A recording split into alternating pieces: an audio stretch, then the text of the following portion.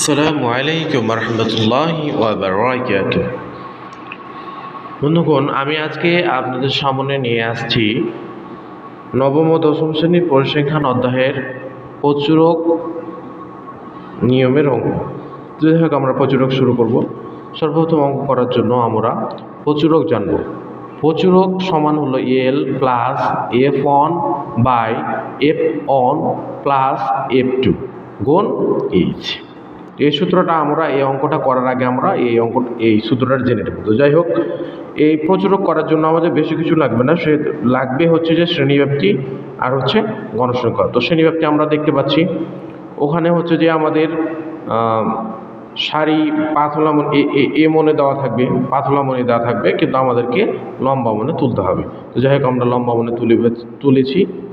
আপনারা দেখতে পাচ্ছেন যে আমি লম্বাভাবে তুলেছি, আমি শ্রেণীব্যাপ্তি এবং গণসংখ্যা তুলেছি। এখানকার ব্যবধান 41 থেকে 50 আমরা দেখতে পাচ্ছি 9।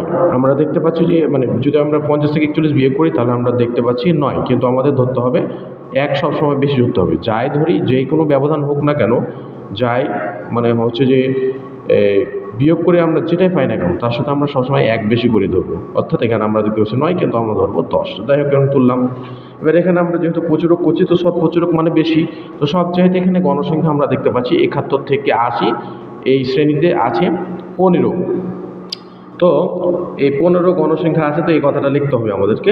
এখানে সর্বোচ্চ গণসংখ্যা 15, যা 71 থেকে 80 শ্রেণীতে আছে। অতএব প্রচুরক শ্রেণী 71 থেকে 80, অর্থাৎ যে শ্রেণীতে গণসংখ্যা বেশি থাকবে সেটাই হচ্ছে ওর প্রচুরক শ্রেণী। এবার আমরা সূত্র ফেলে দেবো। প্রচুরক সমান এল plus F1 by F1 plus F2 গুণিত এইচ। এটা আমরা ফেলে দেবো। তো আর একটু এটা আমরা ফেলে দেবো। এখানে যদি আমরা এখানে যদি আমরা নাও করি তা হবে, কিন্তু এখানে করলে আমাদের অঙ্কটা করতে সুবিধা হবে। তো এখানে আমরা এল সমান কি বুঝবো, যে শ্রেণীটা নিয়ে আমরা কাজ করছিলাম, আমরা কোন শ্রেণীটা নিয়ে কাজ করছিলাম, আমরা হচ্ছে যে 71 থেকে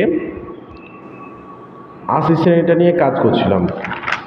এই শ্রেণীতে আমরা যেটা ছোট দেখতে পাচ্ছি, আমরা কাজ করছিলাম 71 থেকে 80। এই শ্রেণীটার মধ্যে ছোট হচ্ছে 71, অর্থাৎ আমরা এখানে বুঝতে পারলাম এল সমান হলো শ্রেণীব্যাপ্তির যে দুটা সংখ্যা থাকবে, শ্রেণীব্যাপ্তির মধ্যে যে দুটা সংখ্যা থাকবে তার মধ্যে যেটা ছোট ওটা হচ্ছে এল। এটা আমরা বুঝতে পারলাম।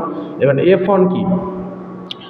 F1 হচ্ছে সবচেয়ে গণসংখ্যা থেকে আমরা উপরের গণসংখ্যাটা বাদ দেবো। অর্থাৎ যে শ্রেণীব্যাপ্তিটা নিয়ে কাজ করছি আমরা, ওই শ্রেণীব্যাপ্তিটার উপরের গণসংখ্যাটা নিয়ে কাজ করবো। তো দেখা যাচ্ছে গণসংখ্যা দেখতে পাচ্ছি আমরা 15 থেকে 12 বাদ দিব আমরা, উপরেরটা বিয়োগ করবো। তো 3 পেয়েছি। আর F2 হচ্ছে যে বেশি গণসংখ্যা থেকে আমরা হচ্ছে যে কি নিচেরটা বিয়োগ করবো। তো দেখতে পাচ্ছি আমরা এখানে 8 আছে, 8টা বিয়োগ করেছি। এবার আমরা এল এর মানটা কত পেয়েছি আমরা 71 বসিয়ে দিয়েছি, যোগ বসিয়ে দিয়েছি। F1 এর মান কত পেয়েছি আমরা 3 বসিয়ে দিয়েছি, এবং আবার F1 এর মান 3 পেয়েছি, বসিয়ে দিয়েছি, যোগ বসিয়ে দিয়েছি। F2 এর মান 7 বসিয়ে দিয়েছি, আর গুণ এই ব্যবধান কত পার্থক্য ছিল 10 বসিয়ে দিয়েছি। এখন আমরা এটাকে যোগ করতে পারবো না, আগে গুণের কাজ করতে হবে। তো আমরা এটাকে এটার সাথে গুণ করবো, এটার সাথে কখনো গুণ করতে পারবো না। 3 × 10 = 30 করে নিয়েছি, আর 3 এর সাথে 7 যোগ করলে হয় 10। এবার আমরা তাও করতে পারবো না এটার সাথে যোগ, আগে আমরা এটাকে ভাগ করার পর যোগ করতে হবে। তো 30কে 10 দিয়ে ভাগ করলে 3 হয়, আর 71 না ভাগ করো, 71কে 3 দিয়ে যোগ করলে হয় 74। তো যাই হোক, আশা করি তোমরা অঙ্কটা বুঝতে পেরেছো। আবারও বলছি আমি, এল হচ্ছে যে সবচেয়ে কি যে শ্রেণীব্যাপ্তিটা নিয়ে আমরা কাজ করছি ওটা ছোটটা, আর F1 হচ্ছে কি যে শ্রেণীটা নিয়ে কাজ করছি ওইটার গণসংখ্যার সাথে তার উপরের গণসংখ্যাটা বিয়োগ। এই যে আমরা উপরে দেখতে পাচ্ছি যে আমরা 12 আছে, 15 উপরে 12 আছে, এটাকে বিয়োগ করেছি। এই যেখানে বিয়োগ করে 3 পেয়েছি। আর F2 হচ্ছে 15, আমরা গণসংখ্যা যেটা কাজ করছি বেশি ওটা থেকে উপরেরটা বিয়োগ করি, যে আমরা নিচেরটা বিয়োগ। F2 নিচেরটা, তো আমরা করে নিয়েছি। এই তো এবার আমরা মানগুলো বসিয়ে দেবো। এল এর মান আমরা কত পেয়েছি দেখতে পাচ্ছি 71, তারপরে আমরা যোগ আছে সূত্রে যোগ, তারপরে F1 এর মান কত পেয়েছি, এই যে 3 পেয়েছি, আমরা 3 বসাচ্ছি। তারপরে বাই আছে, বাই দিব আমরা, তারপরে 3, আবার 3 কেন, এই যে আমরা F1 আছে এই জন্য 3, আর এখানে আবার এই যে আমরা F2 এর মান কত পেয়েছি 7। তো যাই হোক, এটাকে আমরা এটার সাথে গুণ করে নেবো, এটার সাথে কখনো গুণ করতে পারবো না। তাহলে এটার সাথে গুণ করলে 3 × 10 = 30 হয়ে গেলো, আর 3 সাথে যোগ করলে হয় 10। তো আমরা এটাকে ভাগ করবো। তো এটাকে 30কে 10 দিয়ে ভাগ করলে আমরা কত পাই 3। এবার 74কে আমরা 71-কে 3 দিয়ে যোগ করবো, তাহলে আমরা অঙ্কটা পেয়ে দেবো। আশা করি বন্ধুরা তোমরা বুঝতে পারছো।